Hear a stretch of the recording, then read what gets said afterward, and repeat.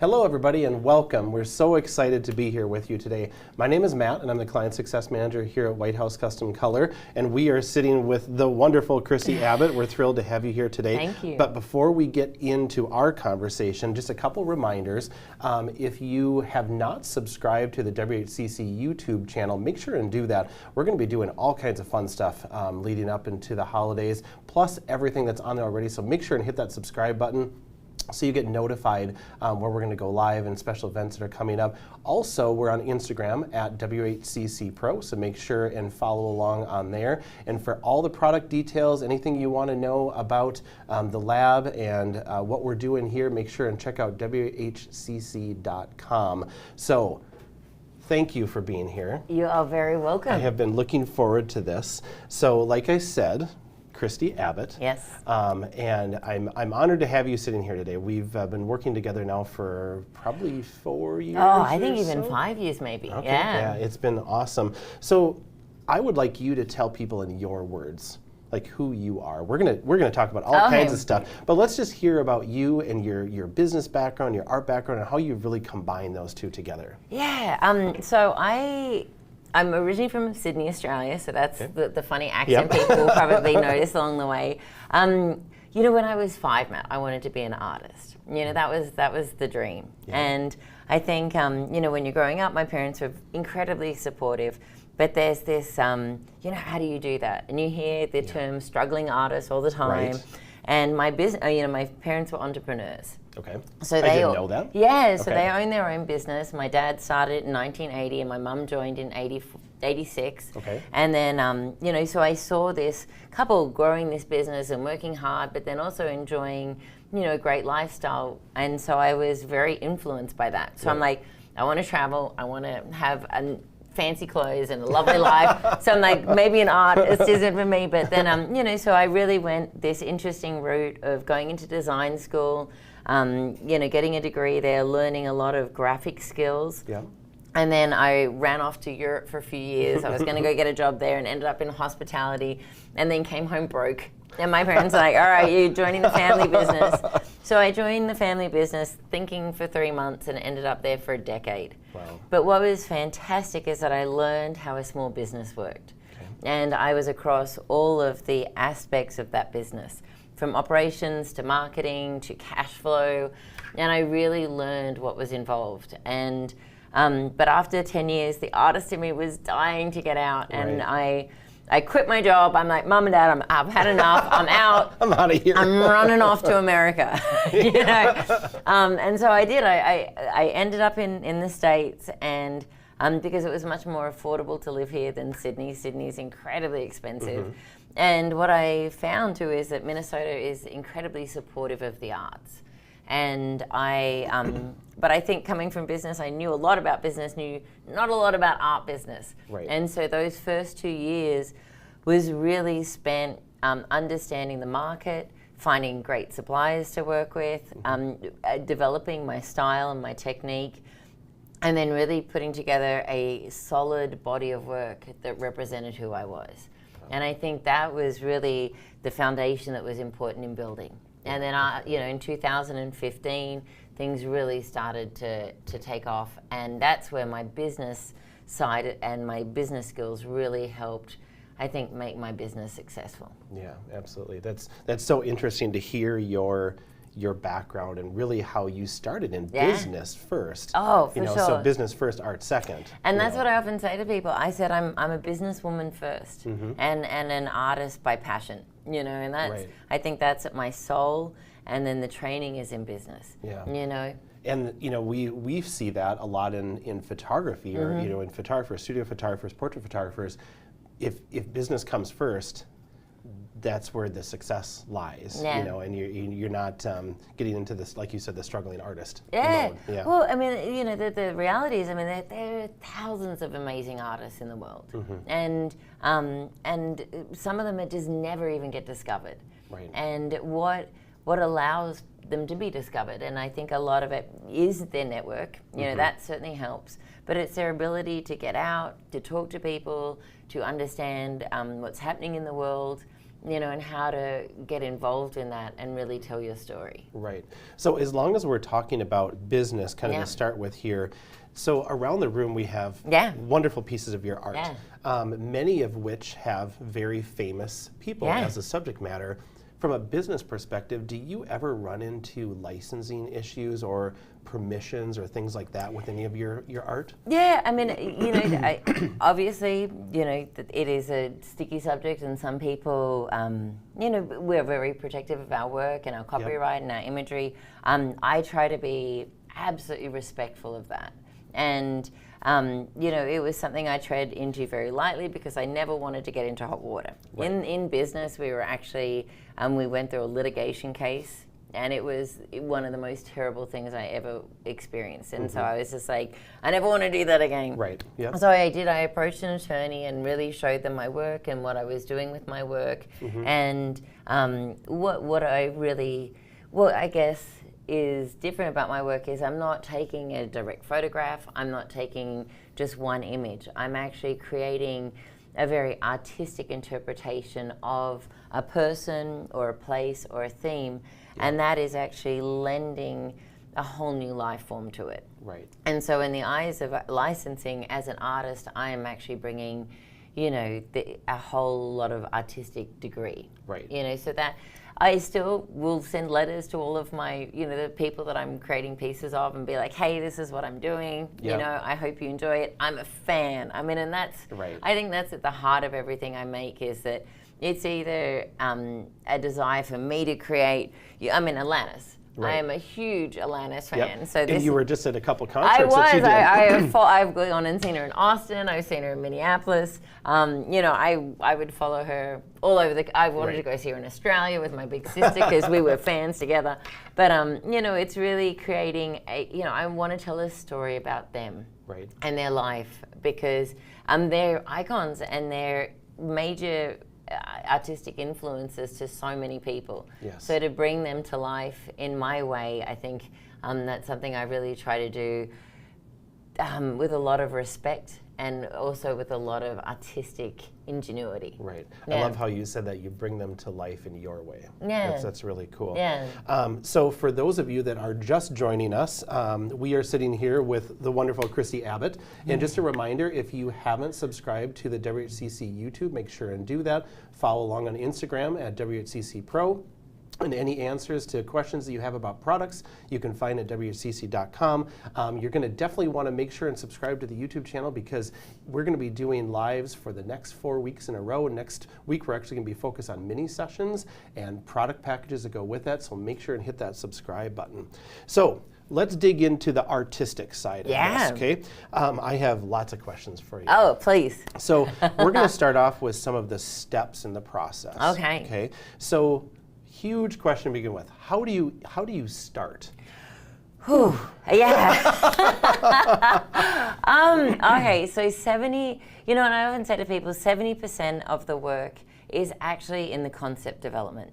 And I think one of the things, I love learning. And I always, as a kid, my mom said, I used to come home from school and just sit down and do my homework straight away. And for me, it's this understanding a person and getting into their life. I did, a lot of the icons that I create, I study them. in great depth. I watch documentaries. I, will watch over and over, them performing and read their histories. And then it's really gathering all of that information. So once I've kind of got an idea of them or the theme or whatever I'm working on, I will then start collecting that imagery. Okay. And so I'm pulling imagery from all over the world, whether it be, cryptic. I love being cryptic and funny in the imagery that I use, so it's not so obvious. Yep. And then I build a digital version of each of my pieces. Okay.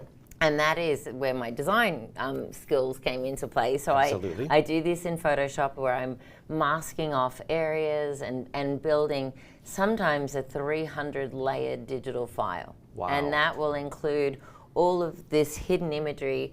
And then once I'm happy with kind of how that looks, I then start the actual production. Wow. And that entails printing my hidden imagery onto all my specialty papers. And so what people may not realize about my work, Matt, is it's all primarily made from paper. So it's thousands of pieces of hand-cut paper, and that imagery is printed on that, sealed, and then everything is hand-cut and then put together like a giant complex jigsaw puzzle. Wow. Yeah. So that takes you, what, a couple hours? Oh, yeah. Yeah. and just to clarify, too, so everybody knows, that file that you're building in Photoshop is not what you're printing from. No. That is just for your own... guide. Right. Yeah. Wow. Yeah. That's really awesome. So let's talk about your little hidden secrets. Yes. Within, because I think this is so fun. So we are lucky enough to own 2 of your pieces. Yeah. And I took the map when I got the Paul Bunyan. Yeah. It's called I Am Minnesota. I Am right? Minnesota. Yep. Yeah. And I looked at all of that, and I found all those intricacies within it. I thought that was so cool. So explain to us how you do that, and I think more importantly, why. Okay, so as a kid, I loved Where's Waldo books. Do you call them Where's Waldo or Where's Wally? Yep. Okay. Where's Waldo? Okay. Yep. So I love this hunting down and discovering things, and even spot the difference puzzles and jigsaw puzzles. And so for me, it's that I love that secondary layer of interest. Okay. And so and interesting, so the first piece that I ever did hidden imagery in, I done a pin-up series where I didn't have any imagery, and it was all about the beautiful papers and fashion and these women representing different burlesque and pin-ups from the last century. And then I was doing another show, and everyone's like, oh, when are we going to see, Madonna and Marilyn and Audrey and all of these fabulous, wonderful women? And I have 2 weeks. There's no way I can do all of these portraits in 2 weeks. So that's when I'm like, that's really when I came up with this idea of creating all of this interest within one portrait. So I took a portrait of Audrey Hepburn and I hid 18 other women in her hair, her eyes, her clothing, and that was really the birth of this style of artwork that I create. That's so cool. And but the imagery, and what I love doing is I love doing commission pieces. So, for example, I've become kind of the artist for the United Health Group. Whenever they have a retiring board member, I get to create the retirement gift for that board member. That's really cool. And so what they'll do is they will send me pages of information about this person's life, their career, where they love to travel, what they like to eat, all this stuff. And then I will spend, weeks to months building this collage about their life. Wow. And that's just so fun. So it'll be where they went to high school, so I've done pictures of people on the Riviera with the scenes of Italy with, the Kentucky Derby horses, racing through the mountains while they're eating oysters and drinking whiskey, So that's like taking it away from the pop culture element and really applying it to someone's life. And that's, so for me, it's what imagery can I include to really connect with this person and to tell a story about who they are and where they've been and what they do. What a cool thing. I mean, I was just processing as you were talking about that. It's like a novel of somebody's life. Yeah. as a piece of art. Oh, absolutely. Yeah. And then these pieces get presented to them at their retirement dinner along with the map. And then they get to take this home, and I've received cards from many of these people, and they're like, oh my God, this is the most sentimental piece of art I've ever received. And every time people come over, to their home, they'll be able to admire this piece and then go through the map and learn about them too, which is really cool. That's so cool. It's one of the coolest things I've ever heard, honestly. So we did put, I believe this has been up on the screen, but I do want to show the camera here in case you missed out on that. So this is a typical example of your map. Yes. And it's going to break down, so we're actually going to talk about IM 80s here in a little bit, but this actually breaks down all the pieces and where the inspiration comes from and who it is and what it is and all the things. I mean, it's an amazing way to do that, and I can't imagine, I didn't even know about your 300-layer Photoshop document. I can't imagine the time it takes to pull this together. Yeah, and as I said, like 70% of the work is easily in this concept stage. Okay. And it's fun. I love it. It's really exciting. That's really cool. So with your originals, you brought 3 different examples with you today that we're going to talk about in a bit here. What do you find is your standard size for an original? Are you doing really big pieces, or do you do some small ones, or how do you work that? So I try to mix it up a bit. I mean, I do find that I love to work in series, and that for me, for example, like my IM series, this is a constantly growing series. Sometimes I'll add 1 new piece a year, sometimes 2, and they are all 48 inches by 48. Okay. So they're large pieces, and because there's just so much that I'm trying to communicate in them. So, I Am Woman is one of the pieces from that series as well, and this is all about women throughout history that have been badasses and really, broken the glass ceiling in their area of expertise. We go into women's fertility and sexuality, and then up, Barbie and all of her different careers, which really inspired me as a young girl. Because I'm like, oh my God, I can be anything. It was a really powerful message.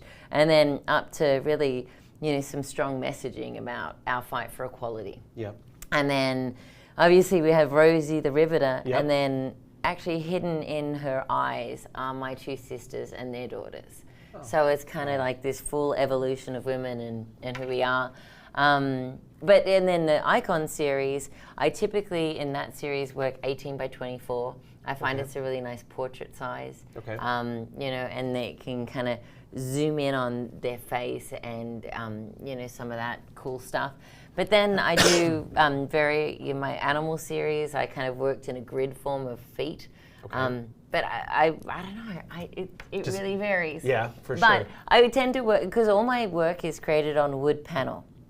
So I am kind of set by some of what I have access to. So, and I get all of those, they're archival birch panels, artist panels, and they typically come in set sizes. So that's kind of a bit of my guide as well. Awesome. Although I have had panels made for specific clients if they want a really large piece.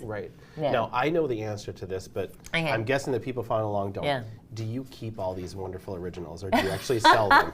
I wish I could sometimes, and there are some pieces that I just can't let go of.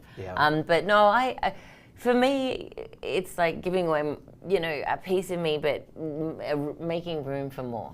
So I love to see my pieces go to the right home. And it's so exciting when I meet someone that buys an original.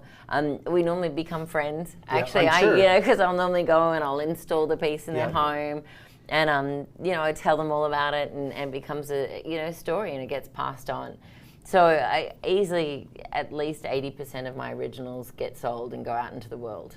Now, if I remember correctly, I was lucky enough to be at one of your shows. And it was your Warrior series. And if I remember right, a husband bought several of those for his wife as a surprise, and she didn't know about it until she came that night. So my Warrior series was a fantastically fun series. I really started from the ground up. All of the women were friends of mine.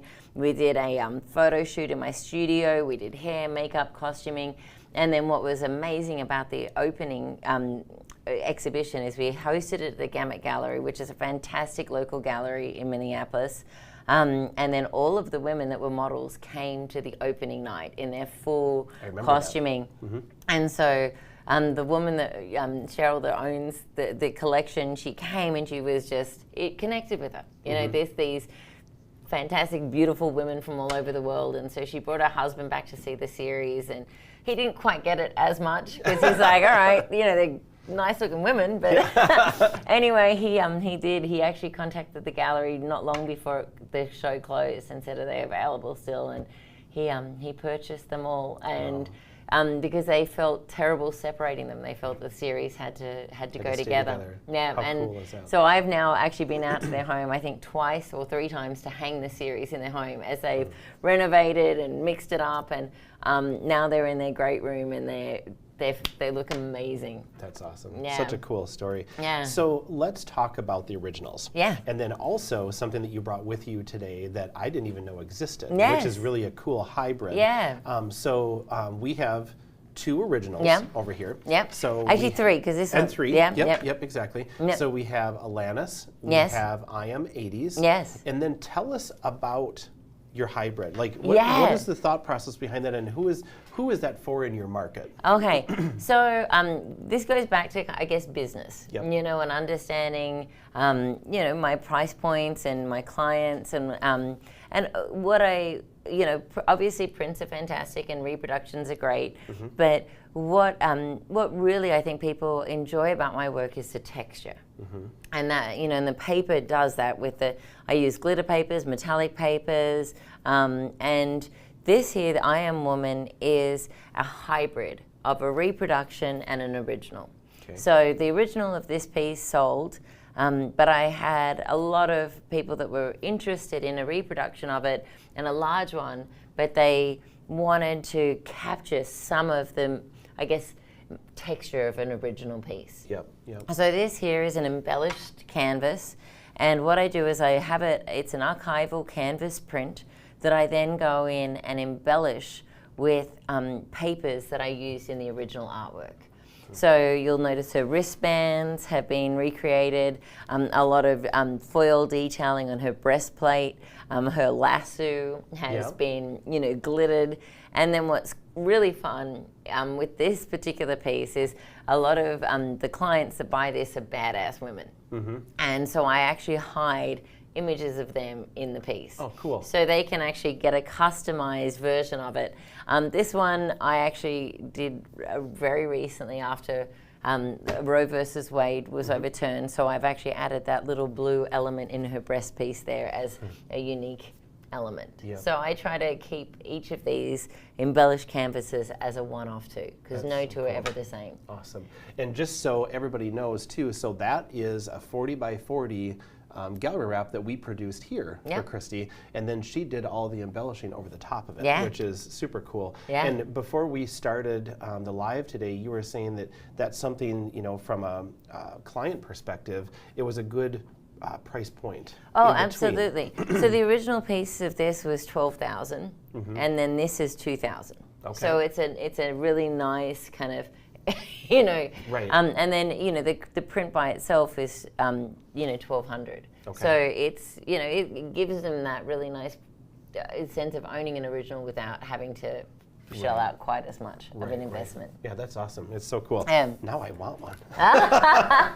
So we can get you on that. Awesome. So let's talk a little bit more about how you go from these wonderful originals to what we do here for you. Because I think that's come up in conversation several times with artists. Like, how do you get your original to a file that prints wonderfully? So can you tell us about that process? Yeah, absolutely. As you can imagine, these take quite a while to make. So, and I want them to be, each original to be rare and to be special. So, as I can only make a certain amount a year, it's kind of like, how do I then really sustain my business as an artist? And I also, what's important to me is having my art accessible to many people. I want people to be able to enjoy it, whether, you know, they make $20,000 a year or $200,000 a year. So I realized pretty early on that I wanted to get into reproductions. But I really wanted to capture a high quality product and create a high quality product. So I did a lot of research into what attributes to a giclée print and you know, what adds to quality, and really it starts with getting a great digital file. And so about 8 years ago I started working with a group now called ImageWorks in the Casket Arts building in downtown or northeast Minneapolis, and they have a flatbed scanner. And so they can take easily my 4 foot by 4 foot pieces, they lay them flat on their flatbed scanner, and they go on top of them. So traditional scanners, you know, scan from below. Yep. This is scanning from above, and it's actually taking hundreds of digital photos as it goes across. And what's very cool about that is that it actually captures the depth of my paper. So I don't have any examples here, but sometimes I use feathers, sometimes I use fur in my pieces, and what's amazing is I'll actually have people, even on my medals and my canvases, wanting to touch them because they're like, no, this is an original. And I'm like, I promise you, it's not an original. And they're like, really? And I'm like, yeah, I think I know, and that really gives me this amazing, high quality digital file. And I can even take that and often blow it up to 3 or 4 times the size of the original piece. So once I have that, obviously I'm able to pass it on to you guys, and you know, I can print on a mug if I want. I can make beautiful Christmas ornaments, you know, metal pieces, yeah, all that kind of stuff, which is very cool. So those files have to be massive when they're done. So when you have that original file, then you're sizing down to some of your standard sizes. So do you find that you have more popular sizes in the reproduction? Like I know that we've added a few sizes for you here. Like, what are some of your more popular sizes as you're reselling your work? So again, it's really fun. The size is often dictated by the retail price. So you know, in prints, 11 by 14 is fantastic because people know that if they buy an 11 by 14 print, they can get a frame for it very, very easily. So I try to really look at what's available in the market as far as framing. So if they're going to go away and buy that, even like my square pieces, I know that, you know, my 16 by 16 inch print is a really good size because they can go and get a standard size frame that fits that. When it comes to the medals, I have a small option which I call my mini medal, and that's a really nice price point. People can pick that up, and then they can ship it all over the world. They can give it as a graduation gift to someone going away to a dorm room. And then my icons, I tend to, the size you added for me was to be true to the original piece, so it's the same size as that.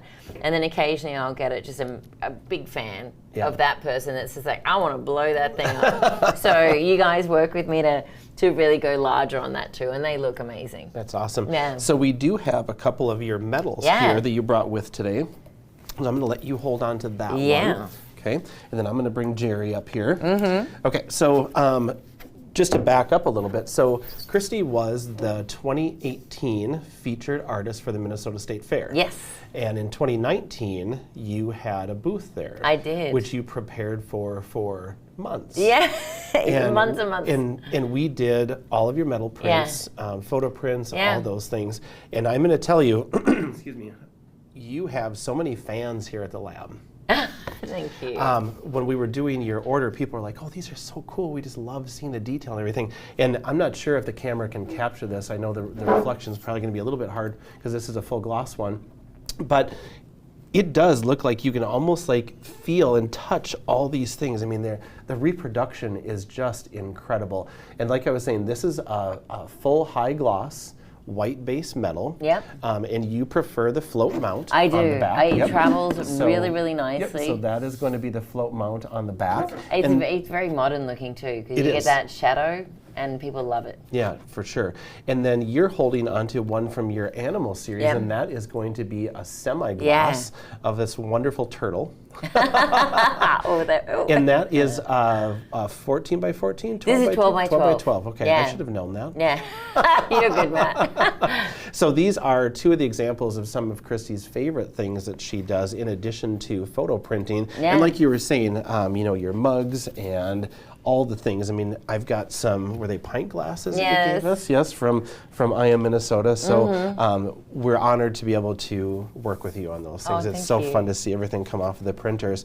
So I have like 14 more questions. I'm just kidding. I'm going to have to speed up, I think, a little bit. I'm getting married Sunday. Oh, that's right. I can't be here too long. We got to go fast. So do you have a set markup that you'd be willing to share with us on a reproduction, or just kind of an idea that you can give people? Yeah, I mean, I typically do 2.5 times cost. Okay. I mean, that I find works really well for me. It, because what I've done now is so I tried the state fair. Yep. While the state fair is amazing, and I went this year and I love it, and I love having my art a part of it.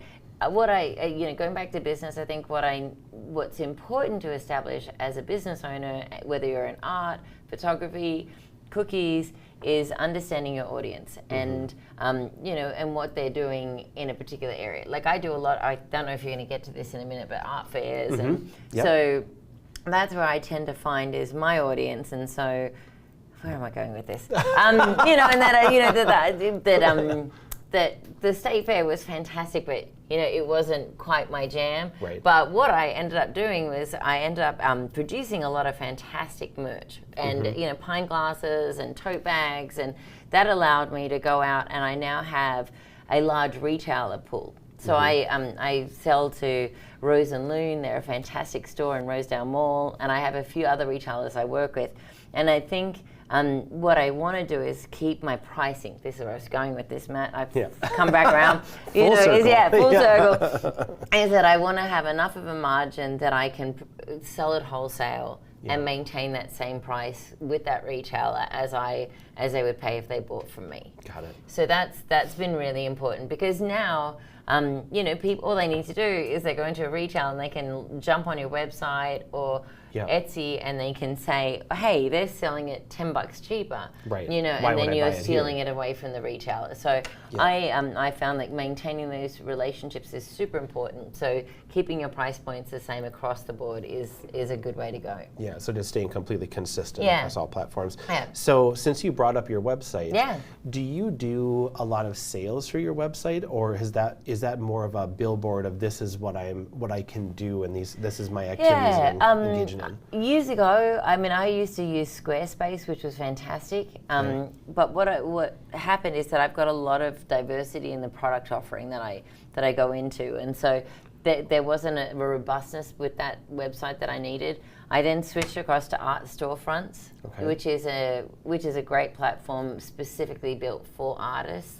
And what I find is that I make decent sales through there. It tends to be the higher priced items. So the larger metals, I sell originals on that platform, but then Etsy has been a great place for me to sell, and that's been, that they work in conjunction with each other, and Etsy tends to be $100 and under, really easy to kind of move prints and that type of merch or that type of reproduction. Right, and just so everybody listening knows too, we work with a lot of people who are vastly successful on Etsy, tremendously. So that platform must be very user-friendly. It is, and I think my website I think is great. I spent weeks putting it together. What I don't have that Etsy has is, they've got an amazing team of people working behind them, just like your team here, that is really geared at getting their creators out there. Right. And so their marketing budgets are huge. They have a global reach. I sell to Europe and Australia and Canada on Etsy, and they people will be going there really looking for something, and they will be able to kind of pull from hundreds of people if they type in 80s artwork, and then they're able to find me there, where they may not have that same luck if they just go to Google and go, hey, I want to find this. Right. And my website will come up. So Etsy, is a fantastic platform for really a large reach. And there are some tricks to that, and there's some great tutorials. Like you need to have 50 plus products, and you really need to kind of invest in that and refresh. But it's a wonderful platform, and I love it. It's been really good for me. That's awesome. Yeah. So on the opposite end of the spectrum, for your in-person and getting to know people and repeat clients, how much of your business is made up from that client? Yeah. So pre-pandemic, 80% of my revenue really came from art shows. Okay. And going around the country, certainly the Midwest, and doing art events. There are some, big outdoor art fairs held around the country. Yep. And so these are your typical 2-day weekends where you go in, you set up your white booth, you put up your work, and you get a chance to really connect with people. Yep. And I find online, my work, I think, looks great, but people don't quite understand it. Yep. Well, when they're able to see it in person, they understand the layering, the texture and the paper element to it, and that really helps my sales too. Definitely. And then you do get a lot of return customers coming back. Oh, we saw you last year. Right. Yeah. What's new this year? Yeah, exactly. Yep. And they will add to the collection, and that's what's great about working in series too. Is that they'll be like, oh, I've got these icons in this series. Now I need to get this one. So that's really fun. Yeah, totally. So just another quick reminder here, since we're getting kind of towards the end of our live today, make sure and subscribe to the WHCC YouTube. We're going to be doing a lot more fun things coming up towards the end of the year. There's tons of content out there, so you get notified when we're going to do live events. So make sure and hit that subscribe button. Follow along on Instagram at WHCC Pro. And then if you have any questions about product sizing, options, all those things, WHCC.com is going to be the place to be for that. So a couple more questions for you. Yeah. Excuse me. So how does social media play a role in your business? I know you and I talked a little bit before. I think social media can be overwhelming, but how does it work with you? I find I was a little hesitant to, I guess, to go into it, because I think I was telling you too, I'm like, I just don't think my life and what I do is that interesting. But I think what's been really important is, and for me, I think my real jump into it was during the pandemic, and when our world became very small, and we really relied on connecting through social media, and it became a very, very powerful tool for me during that point. In fact, with my God's Creatures series, I, in order to stay sane and motivated, I decided to undertake a challenge where I created a new piece of art every day for 91 days. Oh my goodness. So 3 months, and I'm like, I don't want to do anything social, nothing political, because the world was so that at the time. Right. So that's what had me going to animals, because I'm like, animals are beautiful. They're not at all mean. They're nice. Everyone loves them. I know Monty. Everyone's true. And I had lions and tigers, and so there are some ferocious animals out there. But so what I did is, so I recorded some videos ahead of time and just let people know. I built up hype, which I found was really important. So kind of set the stage, and then every day, by midnight, I would post that finished piece of art. Wow. And I posted it on Facebook, and I posted it on my Instagram page. And what was fantastic was, and this was also motivating. I sold over 80% of the collection before I was even finished. Wow. So, and then what would happen on social media too is that people would know that I was, because I did it in continents. So I started with Australia, then I did North America, then I did Asia, South America. So people knew what was coming up, and then they would often be like, hey, I'm mad about collecting snakes, or I love pink flamingos. Can you please give me a heads up when the pink flamingo is coming up? Or, I have one of my favorite clients. He owns Geico offices in Vegas. Okay. And so he's like, hey, I want all of the animals that appear in Geico commercials. Oh, so I would, give him a heads up. Hey, I'm doing the pig today. Or hey, I've got the camel coming up, and I added a woodchuck for him, and and so that was super, super fun. So social media was huge. Right. It really kept my business afloat. I would do I did happy hours every Friday, Thursday with wine. I would let people know what I was working on. So it became this touchstone. We need to adapt that here. Yeah, I mean, everyone loves it when they get to drink wine with you. You know, great excuse. So it was really important. And I think as I've, I just came back from a year down in Texas. Yep. As I move around, to keep my clients and my friends even, a lot of them have become friends kind of abreast of what I'm doing and what I'm working on. Social media for me is an information tool. Right. And it really helps back up, I guess, my brand and my personality and then my artwork. And I think people build that connection. And I think that's where it's really been instrumental to me, and having my voice come through on those platforms. Right, that's so cool. Yeah. I just love that. I want to look back at all 91. Yeah, you got to. It's. I mean, it was a lot. Yeah, I can't. I drank a lot of red wine during that. I love it. So, if you were going to go back, Yes. Coming out of the corporate world, Kristi Abbott, I'm going to be an artist. I'm going to go do this. If you could go back and tell that person, that version, some advice. Now that you have all this experience and you have succeeded, what would that be? You know, Matt, I think the path that I took was actually pretty. I think for me it was perfect. And I do. I will have artists that are really starting out come and be like, "Hey, what's your advice? And what can you tell us?" One of my pieces of advice, hands down, is get your art out as soon as you can. Sign up for a show. Commit to doing a solo exhibition. Okay. Sign up for an outdoor art fair and scare the crap out of yourself, because I think it's really easy to love something and to have the passion for it, but unless if you really want to be successful, you've got to make money. Right. And to make money, you have to have a product that's appealing to people and they want to buy it, and they're willing to spend money on it. And you won't know that until you get it in front of people. Right. And for me, it's actually getting out there and getting in front of people and getting that initial feedback. And while sometimes that's really tough to hear, you need to hear it, because if your subject matter just sucks and people aren't identifying with it, it's not going to sell. Right. So you either need to go, hey, this isn't for me, or hey, maybe I need to reinvent this, or change my subject matter.